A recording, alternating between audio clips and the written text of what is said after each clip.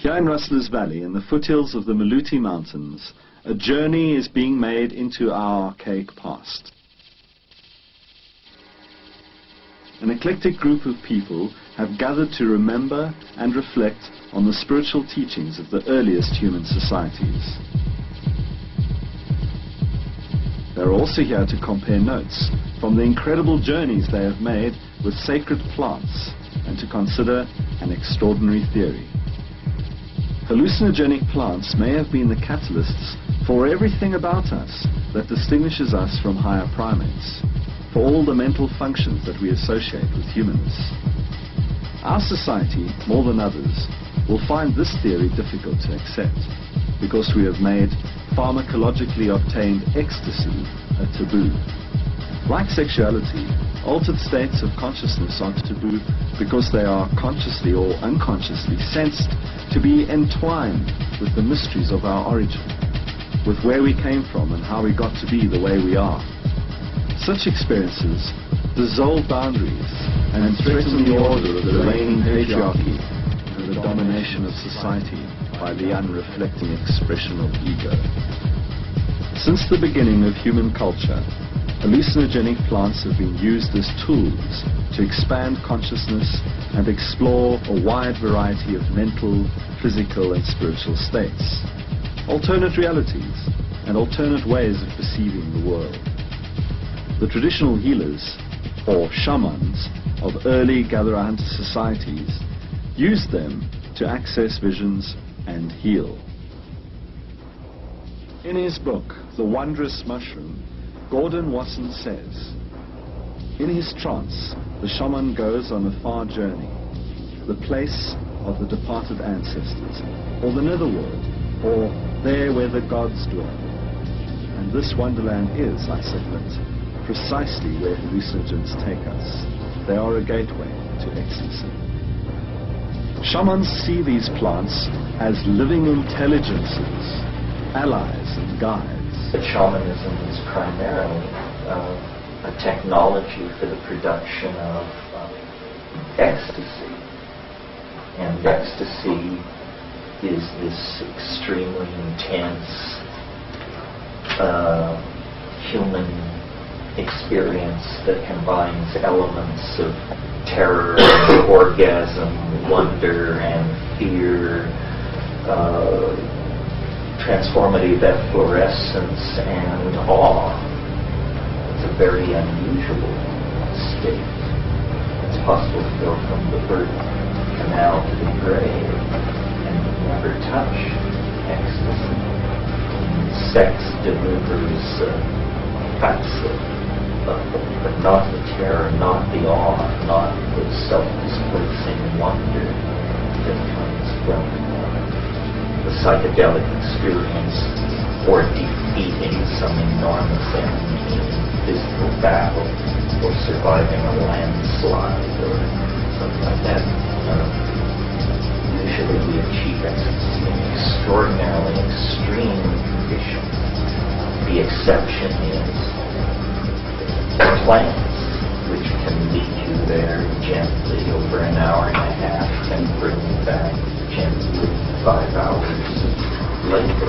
And that is certainly facilitated by the use of psychoactive substances and becomes very close to a recasting of shamanic styles of healing, where the afflicted person and the shaman sit together and attain trance ecstasy through substances, plants, or some other method, and then work through the cause of the dis-ease together.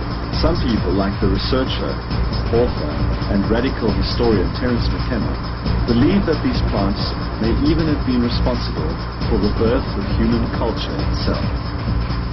Here in Africa, the ideal condition existed for the growth of what may prove to be a missing link, the psilocybin mushroom. It has to be a mushroom because it happened in grassland. It happened in Africa. It happened in the presence of activity. Only psilocybin presents itself as this low-dose light. Psilocybin specifically activates the areas of the brain concerned with processing signals. A common occurrence with psilocybin intoxication is spontaneous outbursts of poetry and other vocal activities such as speaking in tongues. Researchers familiar with the territory agree that psilocybin has a profoundly catalytic effect on the linguistic impulse. Psychedelics are so eerie and suppressed. It gets money then on it. And what is it? Well, I think it's that they pose a threat to the cultural elite. That cultures are in the business of selling some kind of complex rap, which they call our cultural identity, to whatever captive population they're trying to screw up. You do not have to be a sophisticated chemist or enter the world of street drugs to access the mushroom. Magic mushroom growers that show you how to do it on rye in canning jars, and this has transformed many a household. And strangely enough, the cultivation of mushrooms inculcates all these amazing Calvinist values like cleanliness, punctuality, attention to detail, discretion. I mean, it just completely, if you're loose as a goose, you can't grow them. You can't more than that. And then when it succeeds spectacularly. Nature is far more creative than any synthetic chemist. We have a lot of Darwinian paranoia. The idea that nature is all tooth and claw, and that anything that comes at you with its hand extended, it wants to rip your eyes out.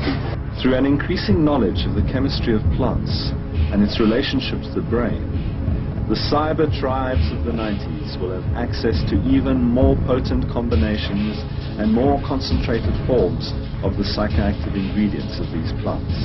Nobody is living in a drugless world at this point. It's here to stay, folks. It's like radio. We sort of have to come to terms with this stuff. A glacier rattles in the cupboard. The desert sighs in the bed. And the crack in the teacup opens a door to the land of the dead. The way to get the hallucinations going is to close your eyes, but look at the back of your eyelids with the expectation that you're going to see something. To bring back an impression, so you have to, make very elaborate metaphors or find ways of triggering perception or being visual. Because that's the other way to bring back an impression. Your language is utterly without dimension. That's what they're saying. Approaches a certain level of fractal hyperdimensionality, and then it can go no further. It can't formally translate itself into objectivity. It's more constrained than it's supposed. And that's why history's vicissitudes, while they provoke great anguish and soul-searching, are ultimately oscillations in a system which preserves appetite for transcendence. An organism is a lower dimensional description of the phenomenon we call time. And in fact, the mushroom said this to me once. What it said was time travel is possible into the future, and time travel is possible into the past, but only as far into the past as the invention of the first time machine. Terence, you said that shamanism is about show business. Are you into show business? Well, I am into show business, but I'm not a shaman. I'm in a slightly more modest branch of show business. Sex, drugs, rock and roll? And education. My life is like science fiction. I feel, I don't know, the word trapped is slightly paranoid, but I feel enclosed within something like a Philip K. Dick novel, because there's a level of plottedness that would alarm a paranoid person. In other words, it seems to be the unfolding of a literary structure. I think as you approach enlightenment, you become a linguistic black hole. And when you're finally enlightened, nobody can understand you at all because you have curved the continuum back around yourself. The fact that I make my living having people understand me convinces me I'm far from enlightenment. And the fact that it would destroy my income gives me the ability to even approach it. But beyond the psychedelic visions and entertaining anecdotes, there is a wisdom. From the platform of a human birth, by the application of right method, whatever that is, one can, in a single lifetime, attain enlightenment.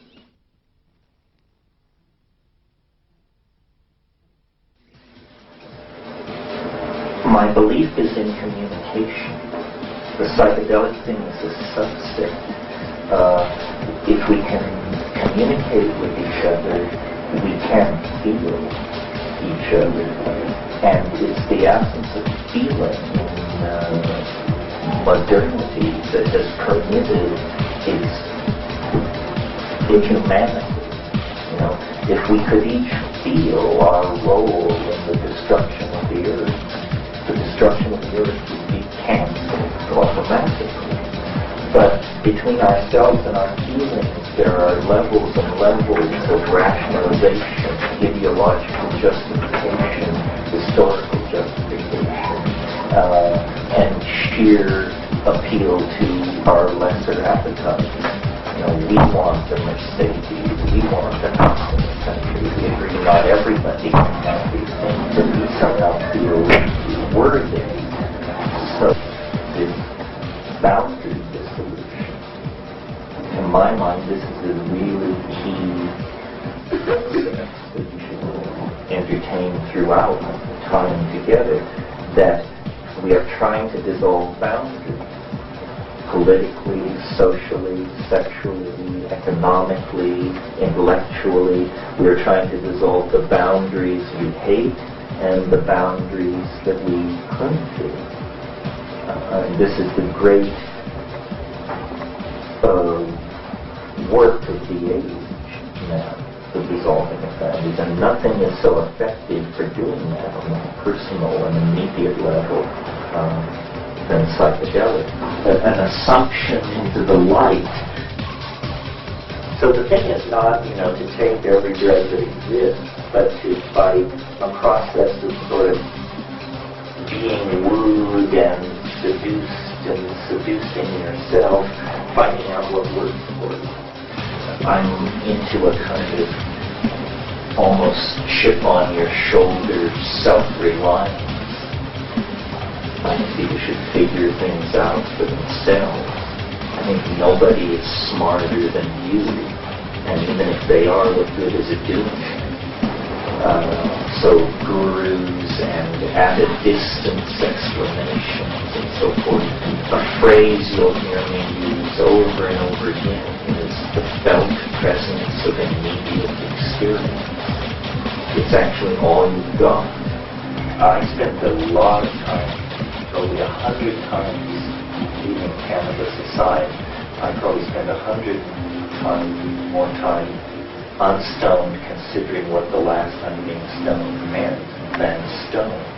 I mean, I regard these things like shamanic journeys, and the idea is to get in there, rescue the pearl of immortality from the dragon's claw, and get out, throw the money on the floor, and while they're all fighting over it, back out and make your escape. One of the things you might say facetiously about psychedelics is that they're an aging hormone, because they smarten you up in a hurry, I think. You know, the stance of seeking is so easy. Facing answers is an entirely different kind of situation. As with psychedelics, what people come to become very interested in is where are the brakes, please? How do we slow this down? How do we keep it from going over the edge? How do we keep it from terrifying and control? Terence, what advice would you give young South Africans? Educate yourself. Part of what has poisoned the debate on drugs is the fact that the word is too broadly applied. We need to make it clear to our children that there are many kinds of drugs, and that each is unique, and that they are very complex factors in human behavior. In other words, to sit around saying this drug is good, this drug is bad, is a fool's game. Every drug is complicated. Every drug has its abusers, and every drug has the people who seem to profit by its application. Some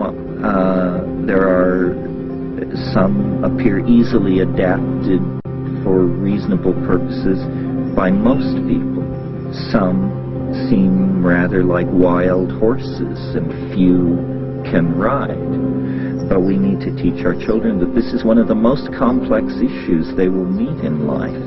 Besides the expression of their sexuality and the problem of how they're going to earn a living, how they shall relate to stimulation in the cultural environment is a major factor determining whether they reach maturity, psychological health, and a sense of personal well-being. So we've totally failed with this. We have not educated our children. And so the legacy of this is a lot of social problems and unhappy families and people whose full potential is delayed by episodes of drug abuse and so forth and so on. But why in the world are we so squeamish about educating our children about drugs? We just don't tell people the facts of the matter.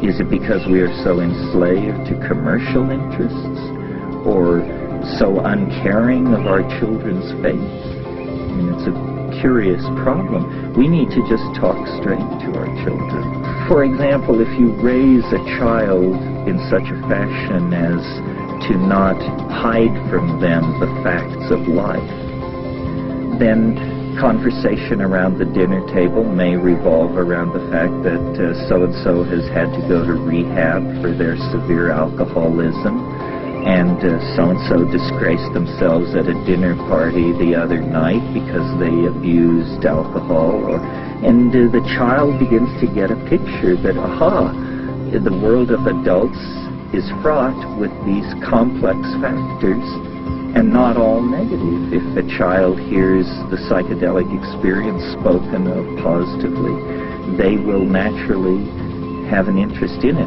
I don't buy the theory that every generation is rejected by its children. I think that has happened recently and tragically in certain high-tech industrial democracies. But to assume that a parent cannot hand on wisdom to a child without rejection is preposterous. And in raising my own children, who seem, knock wood, to be doing fine, I've simply not only shared with them the facts of the matter, but shared with them the fact that the distinction between adult and child is largely artificial. In other words, much of the world confuses me. Much of social situations, sexual dealings, drugs, I find myself wishing somebody had educated and explained it all to me. You don't ever suddenly understand, you know. We all carry with us into life blank spots in our understanding.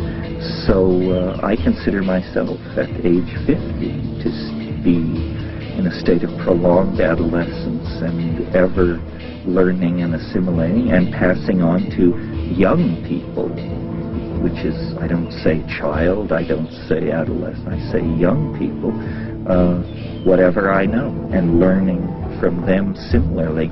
What breakthroughs have been the result of psychoactive use? In a more general sense, the whole information internet and personal computer world is filled with people roughly my age and younger who have extensive experience with psychoactive compounds. Terence, you've traveled to many dimensions. Do you have a favorite? A human body incarnated in time is an extraordinary tool for understanding being and meaning. And, you know, the dimensions I reach through the psychedelic substances,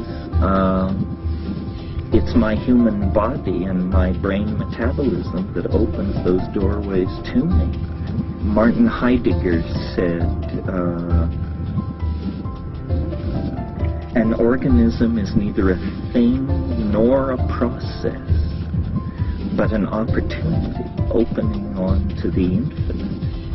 And I would apply that to human existence and name it as my favorite dimension.